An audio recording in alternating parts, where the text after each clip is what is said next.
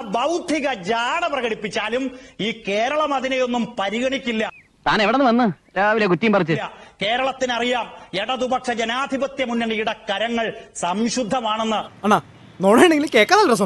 ഞങ്ങൾ അതിൽ ഉറപ്പുള്ള ദൃഢതയുള്ള നിലപാടാണ് ഞങ്ങൾക്കുള്ളത് എന്ന് ഓർമ്മിപ്പിക്കുകയാണ്. പിന്നെ ഷാനിയോട് ഞാൻ ഈ ചർച്ചയിൽ വീണ്ടും ഓർമ്മിപ്പിക്കാൻ കഴിയുന്ന ഒരു കാര്യം, തെറ്റായ കാര്യങ്ങൾ സിദ്ദിഖ് പറഞ്ഞാൽ നിങ്ങൾ യഥാസമയം ഇടപെട്ട് അതിനൊരു ക്ലാരിഫിക്കേഷൻ വരുത്തണം. ഞാൻ കണ്ടിട്ടുണ്ട് നിങ്ങൾ എം പി രാജേഷിനോട് ചോദിക്കുന്നത്, രാജീവിനോട് ചോദിക്കുന്നത്.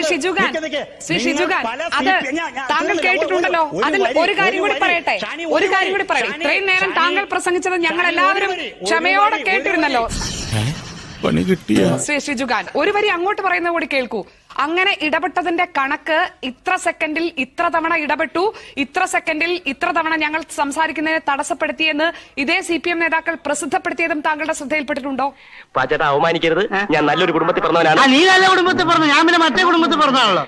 ഈ വസ്തുതാവിരുദ്ധമായ കാര്യങ്ങൾ പറയുമ്പോൾ ഇടപെട്ടതിനെ അതീവ ഗുരുതരമായ കുറ്റകൃത്യമായി ഇതാ ഈ സെക്കൻഡിൽ ചർച്ച തുടങ്ങി 16ാമത്തെ സെക്കൻഡിൽ ആദ്യത്തെ ഇടപെടൽ, 13ാമത്തെ മിനിറ്റിൽ രണ്ടാമത്തെ ഇടപെടൽ, 18ാമത്തെ മിനിറ്റിൽ മൂന്നാമത്തെ ഇടപെടൽ എന്ന് പ്രസിദ്ധീകരിച്ചതും താങ്കളുടെ ശ്രദ്ധയിൽപ്പെട്ടിട്ടുണ്ടോ? അപ്പോൾ ഏതാണ് താങ്കൾ പറയുന്ന ശരിയായ രീതി? അതൊന്ന് അറിഞ്ഞാൽ കൊള്ളാം.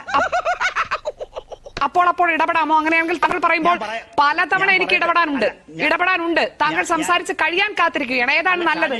താങ്കളുടെ അഭിപ്രായം മാത്രം ചോദിക്കുകയാണ്, പാർട്ടിയുടെ അഭിപ്രായമല്ല, താങ്കളുടെ അഭിപ്രായം. അല്ല ഞാൻ പറയാം ഷാനി, ഞാൻ ഇവിടെ ഇരിക്കുന്നത് എന്റെ പാർട്ടിയുടെ നിലപാട് പ്രഖ്യാപിക്കുന്നതിന് വേണ്ടിയും പറയുന്നതിന് വേണ്ടി. അങ്ങ് എന്റേത് പ്രസംഗമാണെന്ന് പറഞ്ഞു. അങ്ങനെയാണെങ്കിൽ താങ്കളും നടത്തുന്നത് നിരന്തരമായ പ്രസംഗങ്ങളാണ്. പ്രസംഗവും നിലപാടും ഒക്കെ പറയാനാണ് ഇവിടെ വരുന്നത്. ഞാൻ പറഞ്ഞ കാര്യം എന്താ? എനിക്കറിയില്ല. ഞാൻ ഓർമ്മിക്കുന്നു, എത്രയോ ചർച്ചകളിൽ ന്യായയുക്തമായ കാര്യങ്ങൾ അവതരിപ്പിക്കുമ്പോൾ പോലും ഇടപെടുന്ന ഷാനി എന്ന് പറയുന്ന ഒരു വളരെ പ്രധാനപ്പെട്ട ജേർണലിസ്റ്റ്, ഒരു അവതാരക, ഗുരുതരമായ കള്ളം കോടതി ഉത്തരവെന്ന വ്യാജേന പറയാൻ സിദ്ദിഖ് ശ്രമിച്ചപ്പോൾ അയാൾ എന്താ പറയുന്നേ? എനിക്കറിയാം എന്തോ കാര്യമായിട്ട് പറയുന്നത്. ഞാൻ താങ്കളോടുള്ള വിനയവും താങ്കളോടുള്ള സഹിഷ്ണുതയോടുകൂടി ഞാൻ ചോദിക്കുന്നത്, എന്റെ ചോദ്യം ഇതാണ്. താങ്കൾ എനിക്ക് ചൂണ്ടിക്കാട്ടേണ്ടി വരും. കാരണം അല്ലല്ല സിദ്ദിഖ്, എനിക്ക് ഞാൻ പറയട്ടെ ഷാനി, അതുകൊണ്ട് താങ്കൾ CPM പറയുക, വാർത്തകൾ ഉണ്ടാക്കാതിരിക്കുക. അല്ല, കളമശ്ശേരി മെഡിക്കൽ കോളേജിന്റെ പേരിൽ കള്ളവാർത്ത ഉണ്ടാക്കാതിരിക്കുക. അതാണ് ഞങ്ങൾ പറയുന്നത്. തിരുവനന്തപുരം മെഡിക്കൽ കോളേജിലെ സത്യവാർത്തയാണെന്ന് നിങ്ങൾ അംഗീകരിച്ചിരുന്നു. പിന്നെ നാണക്കെടുത്തി.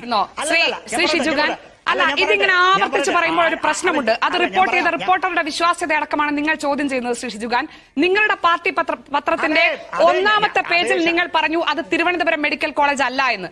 ഇന്നും ഈ ചർച്ചയിൽ വന്ന് ശ്രീ ഷിജുഖാൻ അത് പറഞ്ഞാൽ അത് അംഗീകരിച്ചു തരാൻ ബുദ്ധിമുട്ടാണ്. ശ്രീ ഷിജുഖാൻ, ഒന്നും വേണ്ടായിരുന്നു. അത് തിരുവനന്തപുരം മെഡിക്കൽ കോളേജ് അല്ല എന്ന് ദേശാഭിമാനി 1ാം പേജിൽ വാർത്ത കൊടുത്തല്ലോ. അത് തിരുവനന്തപുരം മെഡിക്കൽ കോളേജ് ആണ് എന്ന കാര്യത്തിൽ നിങ്ങൾക്ക് സംശയമുണ്ടോ? നിങ്ങൾ ആ വാർത്ത തിരുത്തിയോ? അതിനെ വ്യാജ വാർത്ത എന്നാണോ നിങ്ങൾ വിളിക്കുന്നത്? അതിനെ കള്ളവാർത്ത എന്നാണോ വിളിക്കേണ്ടത്? ഞാൻ തോറ്റു. തിരുവനന്തപുരം മെഡിക്കൽ കോളേജ് അല്ല എന്ന് പറയുന്നത് പാർട്ടി മുഖപത്രമാണല്ലോ. അപ്പൊ മുതലാളിക്ക് ഇത്ര നേരമായിട്ട് മനസ്സിലായില്ലേ? ഇവൻ പൊട്ടനാണ് മുതലാളി.